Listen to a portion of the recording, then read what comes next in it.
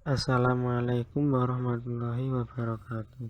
Kami dari kelompok 5 akan mempresentasikan materi kami yang berjudul Akhlak Terpuji.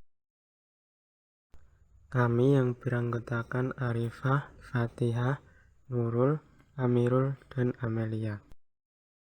Pengertian akhlak terpuji. Secara etimologi, akhlak mahmudah adalah akhlak terpuji. Mahmudah merupakan bentuk dari kata hamidah yang berarti dipuji. Akhlak mahmudah atau akhlak terpuji disebut pula dengan akhlak al-karimah atau akhlak mulia atau al-akhlak al-mujiyat atau akhlak yang menyelamatkan pelakunya. Selanjutnya, macam-macam akhlak terpuji. 1. Akhlak terhadap Allah. 2. Akhlak terhadap Rasulullah. 3. Akhlak terhadap diri sendiri. 4. Akhlak terhadap keluarga. 5. Akhlak terhadap masyarakat. 6. Akhlak terhadap lingkungan. Akhlak terhadap Allah. Yang pertama yaitu mentauhidkan Allah. Tauhid adalah mengesahkan Allah, mengakui bahwa tidak ada Tuhan selain Allah. Tauhid dapat berupa pengakuan bahwa Allah satu-satunya yang memiliki sifat rububiyah, uluhiyah, dan kesempurnaan nama dan sifat. Yang kedua yaitu husnuzon atau berbaik sangka. Husnuzon terhadap keputusan Allah merupakan ketaatan yang sungguh-sungguh kepadanya. Dengan berbaik sangka kepada Allah, seseorang akan menjadi tentram dan damai pikirannya. Selain itu, dalam menjalankan aktivitasnya, ia akan merasakan ketenangan jiwa. Kemudian yang ketiga yaitu zikrullah. Zikrullah atau mengingat Allah merupakan asas dari setiap ibadah kepada Allah. Zikir yang benar adalah zikir yang dilakukan dengan penuh keikhlasan semata-mata hanya mengharapkan keridhaan Allah. Kemudian yang keempat yaitu tawakal. Tawakal ialah menyerahkan segala urusan kepada Allah dan membersihkannya dari ikhtiar yang keliru. Dengan demikian, seseorang akan mempercayakan apa yang Allah tentukan untuknya. Selanjutnya yaitu akhlak terhadap Rasulullah. Yang pertama yaitu mencintai Rasulullah. Setiap orang beriman haruslah meyakini bahwa Nabi Muhammad adalah Nabi terakhir. Beliau diutus oleh Allah untuk seluruh umat manusia hingga hari akhir. Kedatangannya merupakan rahmat bagi seluruh alam. Yang kedua yaitu mengikuti dan menaati Rasul. Di antara akhlak kepada Rasulullah adalah dengan cara mengikuti dan menaati apa yang diperintahkan dan diajarkan oleh Rasulullah. Mengikuti dan menaati Rasul merupakan salah satu bukti bahwa seseorang tersebut mencintai Allah. Selanjutnya yaitu mengucapkan sholawat dan salam kepada Rasul.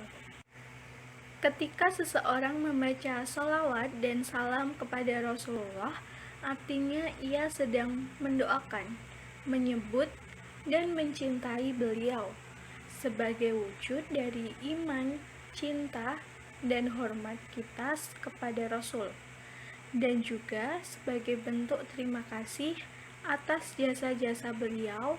Sudah selayaknya kita bersolawat kepadanya. Selanjutnya, akhlak terhadap diri sendiri. Yang pertama, sabar. Sabar adalah keadaan jiwa yang kokoh, stabil, dan konsekuen dalam pendirian. Sabar dapat didefinisikan dengan tahan menderita dan menerima cobaan dengan hati ridho, serta menyerahkan diri kepada Allah setelah berusaha. Yang kedua, syukur. Syukur adalah menggunakan nikmat Allah untuk taat kepada Allah dan tidak menggunakannya untuk berbuat maksiat. Bentuk syukur ditandai dengan keyakinan hati bahwa nikmat yang diperoleh berasal dari Allah, lalu diikuti pujian oleh lisan dan tidak menggunakannya pada sesuatu yang dibenci.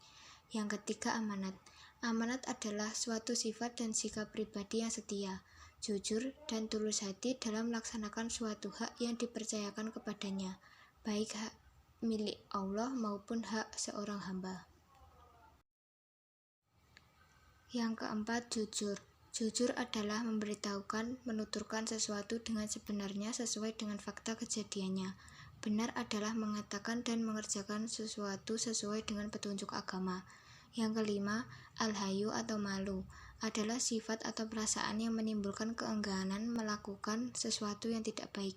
Dengan sifat malu, seseorang akan malu kepada diri sendiri dan kepada orang lain untuk melakukan perbuatan yang tidak baik. Akhlak terhadap keluarga. Yang pertama, berbakti kepada orang tua.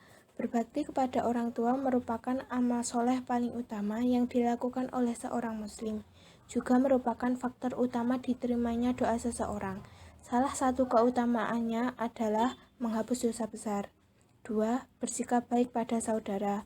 Islam memerintahkan berbuat baik kepada sanak saudara setelah menunaikan kewajiban kepada Allah dan orang tua. Hidup rukun dengan saudara dapat tercapai apabila hubungan tetap terjalin dengan saling pengertian dan tolong-menolong.